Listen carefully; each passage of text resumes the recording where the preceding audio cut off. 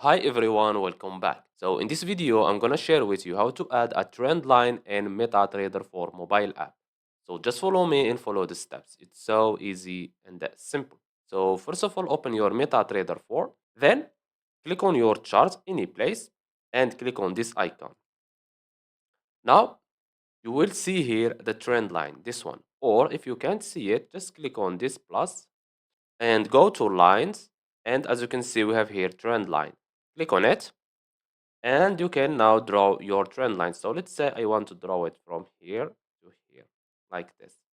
Now, let's say you want to extend it, okay?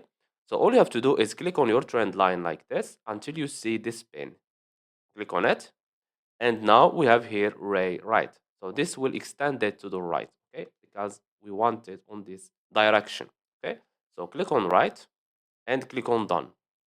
And as you can see here, the trend line has been extended. As you can see, if you want to extend it to the left, down, all you have to do is click on it again 2 times. Click on your pen and click on ray left.